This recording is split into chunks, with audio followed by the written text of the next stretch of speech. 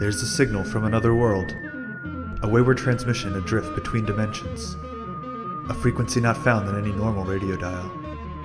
I never believed it was possible, until I found the radio on a dirt road in the Pine Barrens. It broadcasts from a reality like our own, but uncanny. Familiar landscapes and places, but through a dream, through a nightmare. You are now part of the Lost Signal Society.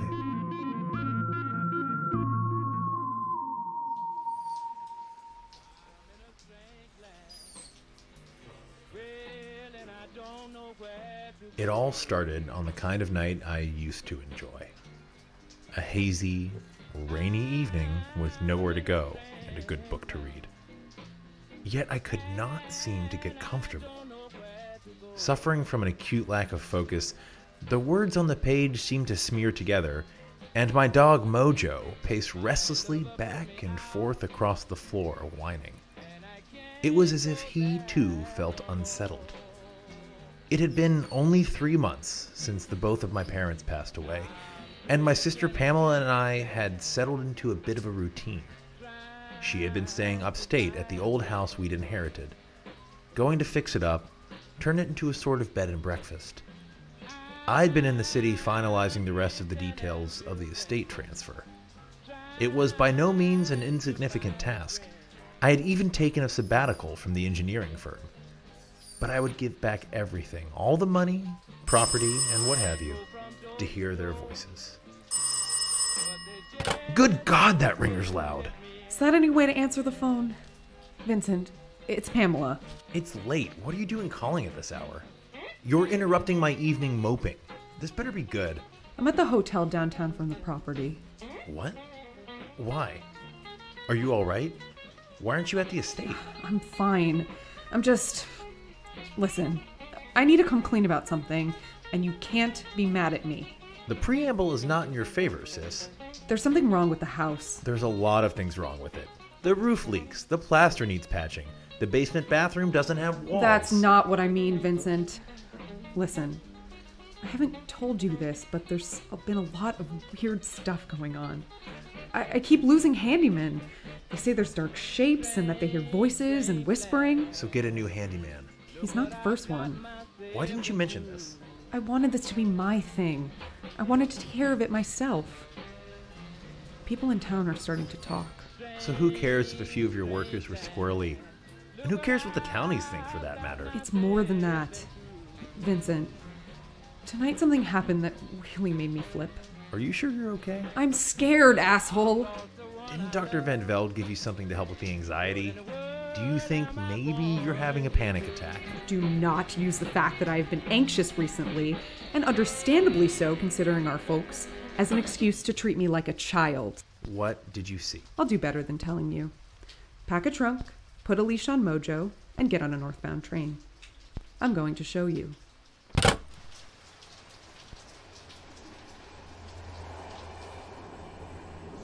It's a testament to the friendship that my sister and I have that I'm even headed up to see her right now. She's got a real talent for asking for favors in the worst way. Pamela had been a chef at a Michelin star restaurant in the East Village, but after losing our folks, she wanted to slow down and do something different with her life. She had hopes to turn the old country estate they owned into a bed and breakfast. I was worried that maybe the strain had finally gotten to her. What could she have possibly seen that would make her call me in the middle of the night so worked up? Ticket. 1 to Green Oaks, please. And for the dog? Excuse me? New policy. Dog big enough to take up a seat pays for a ticket. Even a seeing eye dog? Is he a seeing eye dog? No. He's gonna need a ticket. So purse dogs are okay, but this valiant descendant of the wolf has to pay? All dogs are descended from wolves, even the little ones. But if they're big enough to take up a seat, then they're big enough to pay. If it makes you feel better, kids pay too. Well, then 1 child's ticket, please. Off-peak hours. All tickets discounted. Here's your change. He's a good wolf. What's his name? His name is Mojo, and he wags his tail for everyone like that. You're not special. Oh, sounds like your owner's a little grumpy.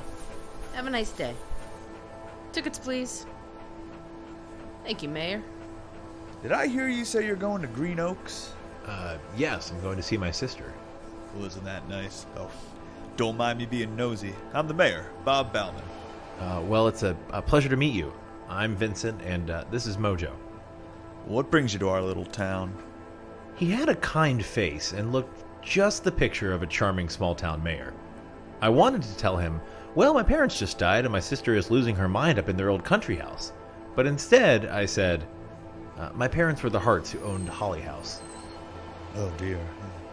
I heard about their sudden passing. Car accident, wasn't it? Yes. Well, I am sorry for your loss, Vincent. Thank you. It's a beautiful home. Will you move in? No, but my sister wants to turn it into a bed and breakfast. Oh, man, of course, yeah. Well, there's been some talk in town. Ignorant talk. I don't go in much for that sort of spooky stuff. Hasn't happened in quite some time, but you know how locals can be. I'm spending the night there tonight. Oh, is that so? Train's pulling into Green Oaks. Next stop is Hudson upon Tyne. Oh, well, that's us. It was nice to meet you. Vincent. Ah, yes, Vincent Harte. Well, good luck. You'll be glad you have that dog tonight. What do you think that means, Mojo?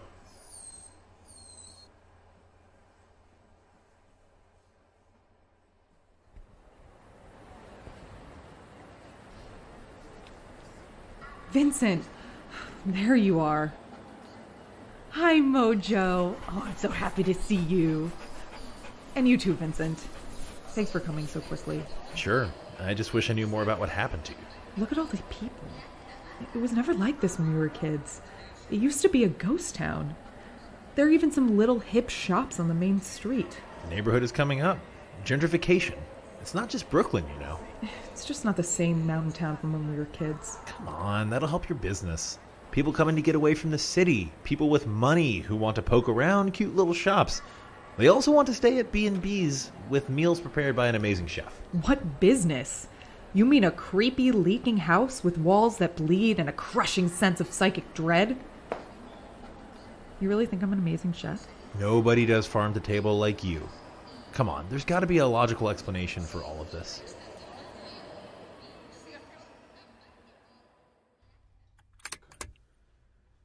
So, can you finally tell me what is going on up at the house?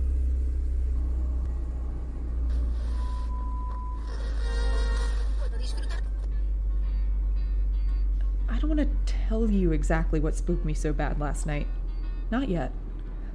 I think we should go back again for you to experience it firsthand. If anything happens, I don't want to think I influenced you. I hardly think that's an issue. Please, just humor me for the night.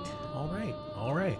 Can you tell me about the handyman at least? 2 handy men, 1 handy woman. Okay, so what happened? At first it was John Myers. He came to fix the leaking roof. At first he kept asking about the little girl in the house, but there obviously wasn't one. And then one day I came home and he was gone. He called me and said he was quitting, and his assistants would be coming to get his things. I talked to some of them. They were reluctant to talk about it at first, but eventually they told me. They said he had heard giggling, and then a swarm of insects of every kind had come out of every crevice in the wood of the attic where he was working. That they chased him out of the house. Had he seemed strange? No, and his workers seemed surprised too. They said it was extremely out of character. What about the second fellow? He was younger, a sort of hippie kid that I found over at the local college. He was helping me with some work, stripping the wallpaper from the living room. We were working together one afternoon, and I went out to get some sandwiches from the deli. And when I came back, he was laying on the floor, curled into a ball. I tried to calm him down, but for a cup of tea in the garden, shaking the whole time, he told me that when I had been gone, the nature of the room had changed. How so? That all the sound disappeared, that it was totally silent, and that a thick mist filled the room until he couldn't see anything at all. That it filled him with dread, and that he felt as though he was dead. Not that he was dying. Dead. Okay, but did you see anything? Not that time. Could he have just inhaled too much paint stripper? You should have seen his face. He was pale and he kept looking around him. He didn't quit, though. No? Worse. Asked me to let him go. As if I had something to do with it. He looked me in the eyes and said, "Please, don't make me come back tomorrow." Yikes. Yeah. And the last one? She didn't even get inside the house. I was gardening in the side yard and I watched her come up to the porch. She went to ring the doorbell and suddenly stopped, turned heel, and went back to her pickup. I chased her down, but she had already put the car into gear when I got there. She just apologized profusely and said there had been a schedule mix-up and that she couldn't help me. But had you experienced anything odd? Not at that point. Here we are.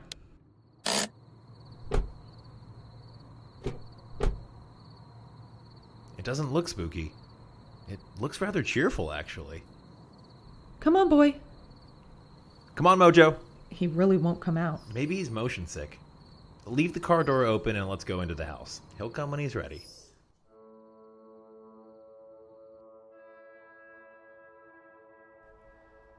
The house is a proud old stone edifice, but inside it's surprisingly warm and charming. It hadn't been in my parents' possession long before they passed. They themselves had recently inherited it from my father's uncle. We had been there a few times over our life growing up, but I hadn't stood in this hall as an adult before. The entrance hall was decorated with the wildflowers from my sister's first gardening endeavors, inviting you in. The room was flanked by 2 curved staircases that led to a second-floor landing. From the landing arose another staircase leading to the 3rd floor. The bedrooms were all on the 2nd floor, with the 3rd floor being a master suite. The 1st floor contained a library, a kitchen, a dining room, and a large sitting room with an elegant fireplace from when the home was first built. It was perfect for everything my sister wanted to do. Did you ever feel uncomfortable here as a kid? I was trying to think back to when we were here, but I can't recall anything unusual. Can you? No, I can't. Me neither. Why don't you take the blue room on the 2nd floor? Which room will you take? Oh, I'm not staying here. What? Yeah, I'm going back downtown. I'll meet you for breakfast in the morning. This thing really has you rattled, doesn't it? Listen, I like a gag as much as the next gal, but this is real. And whatever it is, I need you to know it. I just think you might be... Be careful where you're going with that, mister, or you're going to be eating crow. So will you stay in the house tonight? Listen, I promise there is nothing to worry about. Let me go get the dog. You're real lucky that your brother fears no man. It's not man I'm worried about.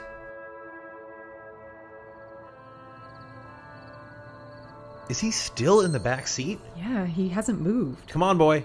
Don't you want to come with me? Come on. Don't pull on his leash so hard. Mojo, come.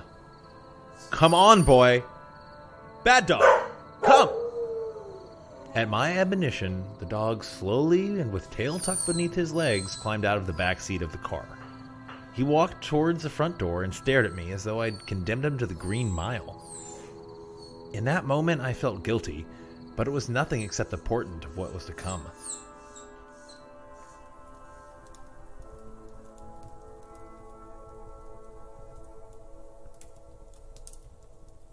Whew, this place is cavernous when it's empty, ain't it, boy? Let's see what they have in this old pile of records, huh, boy? Let's see. Oh, the Vienna Boys Choir. That's a hard pass, huh, Moj? What else do we got here? Couple classical records, Bach Essentials 1, Bach Essentials 2, Bach Essentials 3. Oh, somebody likes variations on a theme. There's got to be something here worth listening to. Well, what do we have here? An outlier indeed. Big Bill Brunzi. I think I'll open up the front door and let some cool night air in through the screen door. Not quite a cozy little cabin with a screen door porch, but it'll do, won't it? Now, for a little refreshment. Bourbon for me, and water for you, Mojo. Still mad at me, boy? Come on, this place isn't so bad. Pam's just a little wound up, and the locals aren't helping her state of mind. But they just don't know any better. Baby, please don't go. This is the way it should be, Mojo. A man in his castle with his loyal hound, the sounds of the blues, the greatest gift America gave the world, in my opinion, wafting through the speakers, and a fine drink in hand. The American dream right here, Pop.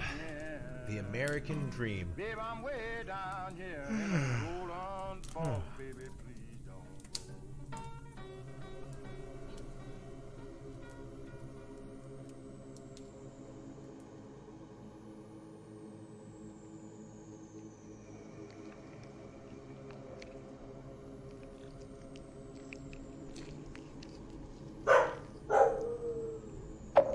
Mojo? What's wrong, boy? The room was dark. Not just the darkness of the country, but an unearthly, deep darkness. Like the very stars themselves had been extinguished in the sky. I fished for my dog in the dark, looking for a velvety ear or a furry shoulder. Instead, my hand touched something that felt like wet gauze. But before I could react, it pulled hard away from me and skittered into a corner. Ha! Oh, for the love of... Mojo! Here, boy! I could hear Mojo in the darkness. Could imagine the fur on his haunch standing on end. I could hear the thing moving in the darkness. Mojo! Come here! Something unearthly was moving about.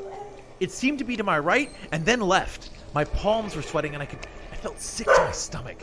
I could hear rasping breathing and sucking wetness into some ungodly orifice. Something brushed up against my leg. Ah! Mojo! Pup! Where are you? Mojo! I stumbled in the darkness, scared to the point of pure panic. I felt around, all the while hearing the skittering of whatever it was. At this point, I was terrified, I won't lie, but I still thought it was a raccoon or a fox with mange. Anything rational. I found my way in the dark to the old mantle. I could hear the sound of the wind near the flue. My hands were sweaty with fear, and I went to light the matches. And lit the old oil lantern on the mantle next to it. Suddenly, the noise of the creature ceased. I looked for Mojo. There was no sign of him, and a hole in the screen door. He'd literally broken through to get away from it. I swung around, expecting to see the animal that had crawled out of the walls of the old house. Instead, I was faced with a twisted visage that I can barely describe. It was crouched, gray and humanoid in shape, with shreds of something macabre hanging off of it. Its eyes were void, utterly vacant. It arched its neck and breathed a rasping breath. It lunged towards me. Ah! Oh, God! Ah! Ah! Oh! Oh, God! Ah!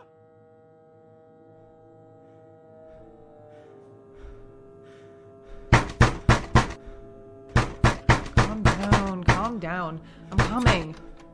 Is the place on fire? Jesus, Vincent. Are you all right? Where's Mojo? What happened? How did you get to the hotel without a car?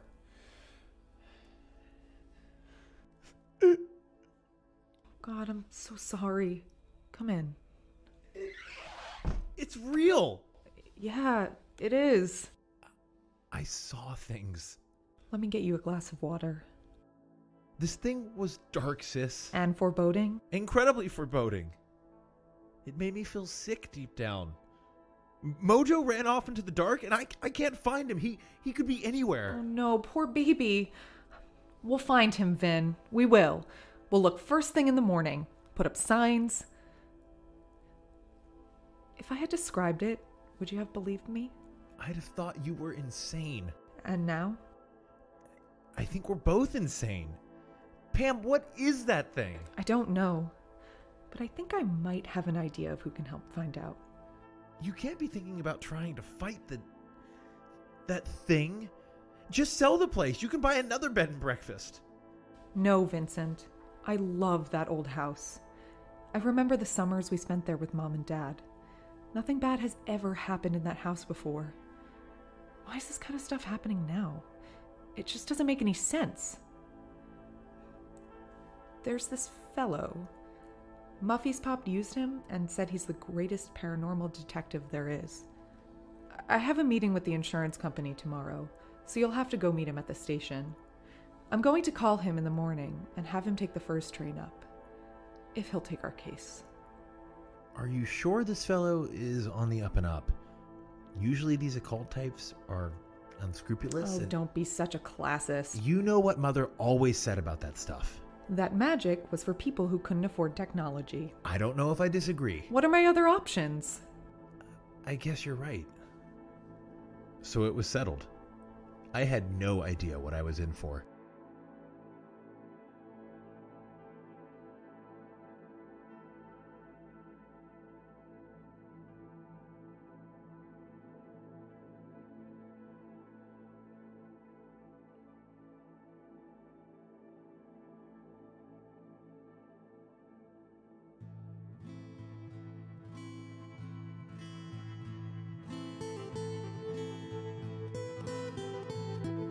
You're listening to Lost Signal Society.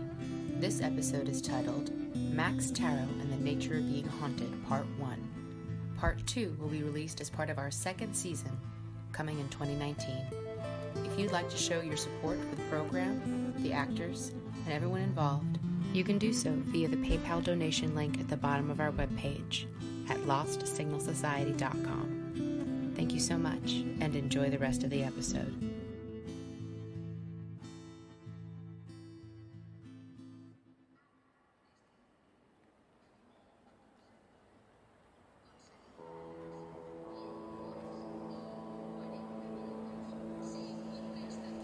I sat on a bench at the train station, waiting, staring down the tracks as the world swam by me. The trees thinned rapidly as they closed into town. I felt cold, divided in half internally. Was I losing my mind? Was the thing I saw a product of my mind?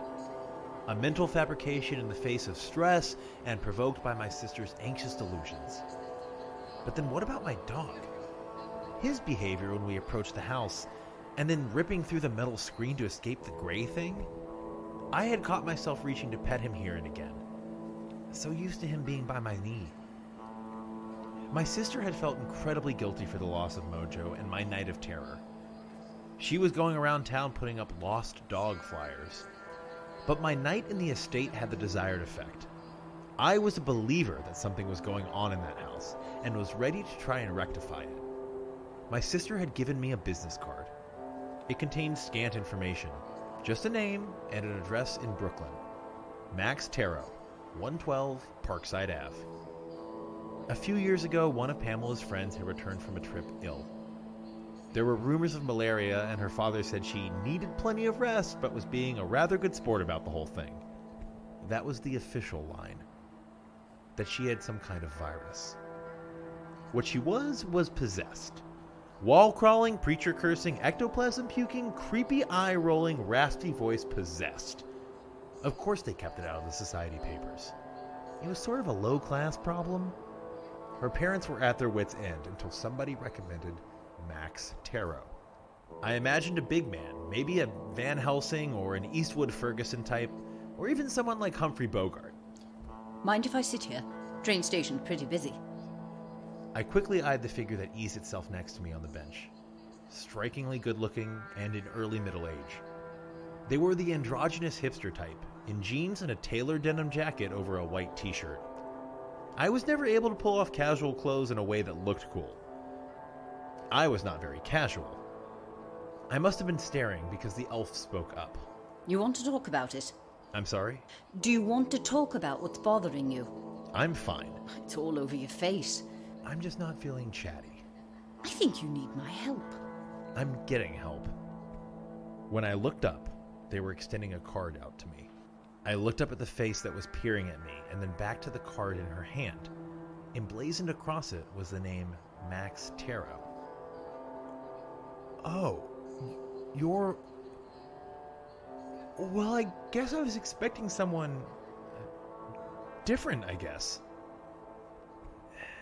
How did you know it was me? Your sister said to meet you at the train station, that her house was possessed, and that because of that, your beloved dog was lost. Coupled with the fact that you're the most melancholy guy in the room. Well, if I couldn't suss that much out, I'd be awful at my job. And I want you to be assured, I am good at my job. Well, we've heard some extraordinary things about you. Why don't we take a ride up to the estate? I'll show you around the place.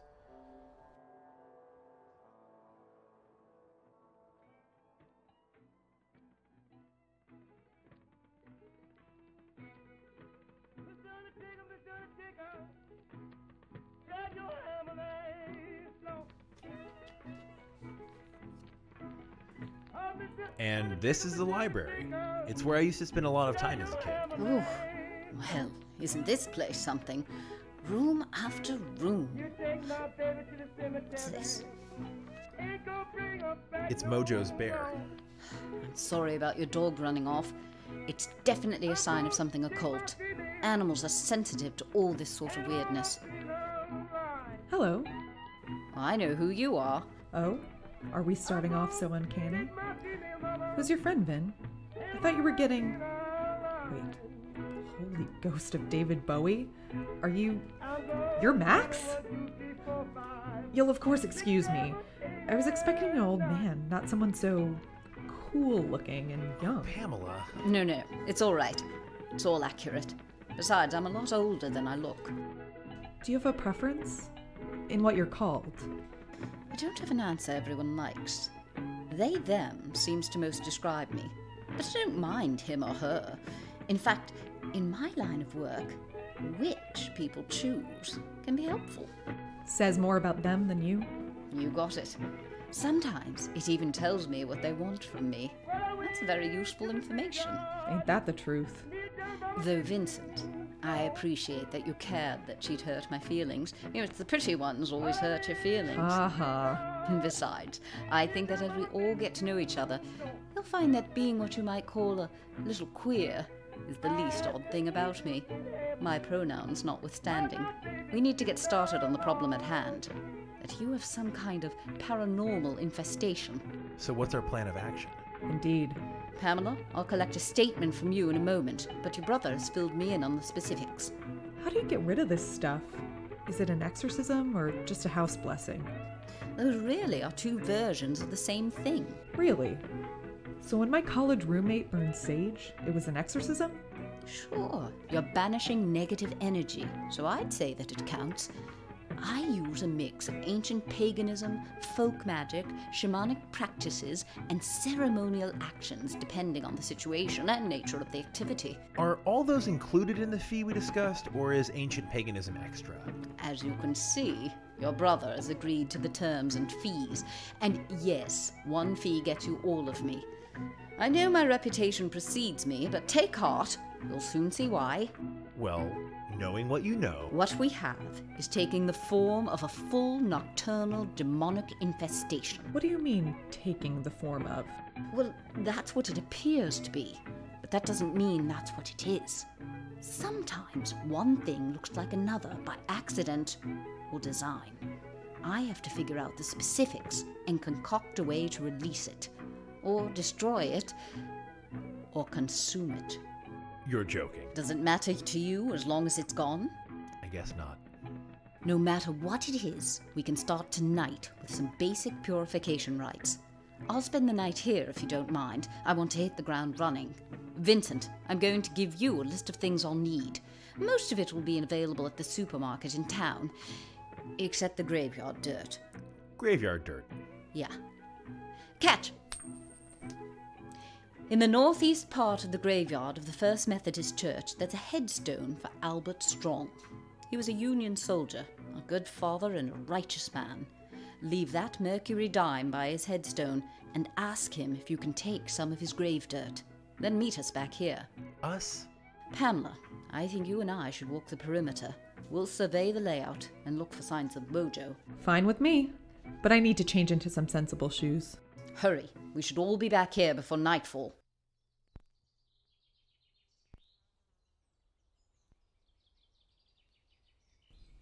So what exactly are we looking for? Well, any number of things, really. I also just want to get a lay of the property as well. Where the sun rises and sets, the various tree lines. Do you really think you can find Mojo? I hope so. I'm actually usually more fond of animals than people. I know what you mean. Max, can I ask you something a little rude? You said you were older than you looked, but how old are you? Oh, well, I'm not sure. I have sort of a strange history. My brother and I were orphans in this world. They think we were about 4 when they found us. We were walking down a country road with no clothes. They said we didn't speak much, and when we did, it wasn't understandable. I don't remember a lot from before then. I mean, what do you really remember from before you were 4, really? I recall the people that found us trying to get us to eat, offering the both of us a bunch of different things, until they finally brought some green peas, which I liked. When I was older, people would tell me that when they found us, we had a green cast to our skin. So you have a brother? Where is he? He died. He was always sickly, but after we'd been there 5 years, he got a lot worse. He refused all food and got weaker and weaker, until one day he just didn't wake up. I'm so sorry, Max. Sometimes I think I was lucky. Sometimes I think he was. A spinster in the village took me in. She cared for me, even if the rest of the village treated me with suspicion. That's not usually what happens. Say, are your earrings real silver? Well, yeah. Let me use one for a second. And a black thread. Oh, thank goodness my jacket is a bit distressed. I'll want that back. Oh, don't be so fussy, miss. We're going to find Mojo. How are you going to find a dog with my earring? I'm not going to find it. I'm going to invoke a minor spirit that may have seen something, and then we're going to make a pendulum. I'm going to draw a circle in the dirt, clockwise for our purposes, and put something from our furry friend in the centre. All right. Now, I've tied your earring to this string and hung it over the dog toy in the centre of our circle. And? Ask for help.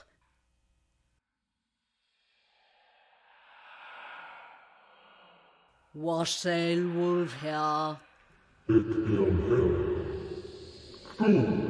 Les brevedes, Max Taro. Who bebedes du filia? A loyal dog has gone missing. Have you seen him? Max? Max, are you okay? Your eyes are rolled into the back of your head. Gil, tu skelter. Gil du bedekas me. I know I owe you, but I have to help these people. Don't you have a little soft spot for a quest? The pendulum is swinging. North, south, east. Vegedolit neget lotus. Fealhitkium lacredum.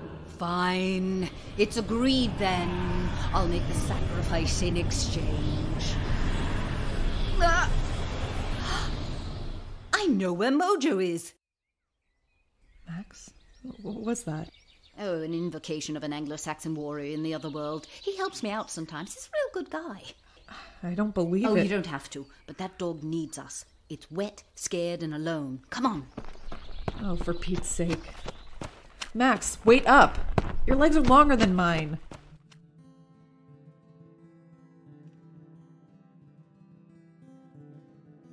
Hello, Vincent. We have a surprise for you. I hope it's a good one. Do you know how weird I looked at the grocery store buying all this stuff? 20 pounds of salt. Beef hearts. Lots of cultures eat the whole animal, Vincent. Yeah, but 13 of them? I had to go to 4 different places. You did amazing. And here's your reward. Mojo! Oh boy, it sure is good to see you. How'd you find him? He wasn't far. And we had a little help from a friend of mine. The sun's setting, Max. Oh, look, right on time. What's that? It's dripping down the wall. Ugh, is that... Max, wait, don't do that! Taste is an underused sense, kittens. Don't. Blood. Definitely blood. Oh, for Pete's sake. Gross. I'm a little upset that this sort of stuff is starting to feel normal. It's not very good blood, though. Ram? By good blood, do you mean human? All right, you two. Back to the hotel. What? You really think you both were going to stay all night? No way. Not till I know what's going on here. Listen, this thing is going to be in a frenzy when I do this ritual. I want to get it to reveal itself. If I don't know what that is going to be, I don't want to put you in harm's way. Besides, I don't think Mojo wants to stay here. He's been through a lot. Maybe you guys spend a nice night all together at a hotel downtown, okay? I trust you. Okay. Listen, one favor though. Take a walk around the property with your sister. Pamela, remember how I laid those white stones in a circle around the house? Sure. Just pop a beef heart on each one. There's 12 out there. Leave one with me. Ugh. Oh, if it makes you feel better, I never eat meat outside of rituals. Otherwise, I'm a vegetarian. Somehow that makes it worse? You want to eat the heart, Vincent? You know, I cooked Harte at the Culinary Academy. Gotta be raw, darlings. Now, hurry. You need to be off the property by dark. I'll meet you at the corner diner tomorrow.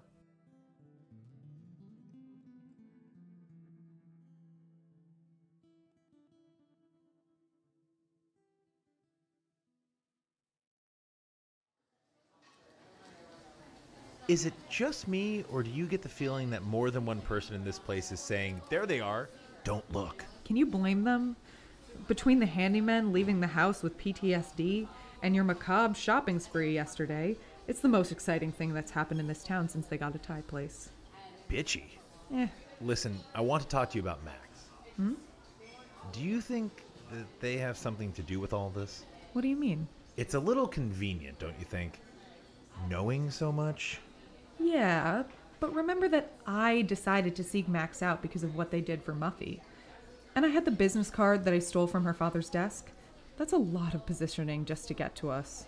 Maybe. I just worry that Max isn't all good. Hello. Max! Oh, Max! Vincent, if you weren't a little wary, I'd be concerned. You barely know me, and you've been through a lot in the past few weeks. Nor have we had an immediate connection. Besides, you're not wrong, Vincent. I never said I was good. I said I was good at my job. Which brings me to your house. It's a weird one. How so? Well, those demons and darkness and all forms of terror, they're empty. What do you mean, empty? Well, you see, usually, that kind of haunting, it's intelligent.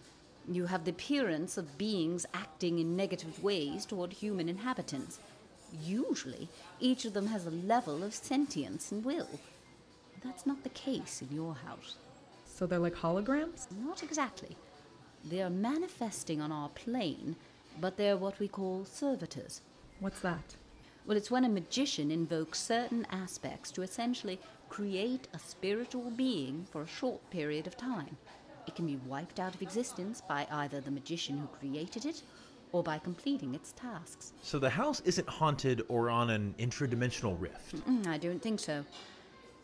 I think someone's haunting your house. Now we just have to figure out how. Someone is haunting our house. Yeah. I'm saying it's a fix, a setup. Someone doesn't want me there? It would certainly seem that way. I don't understand. I barely know anyone in town. Who could hate me enough to conjure demons in my house? Well, they're not really demons. They're servitors. Unless they are going to start being of service, we're going to have to get rid of them. What's your plan of attack, Max? I think we're going to have to combine some occult work and some detective work. And you two are going to help. And that was how we met Max Taro, the ageless, androgynous, charismatic wonder who walked into our house, found my dog, and completely uprooted my life. But more on that next time.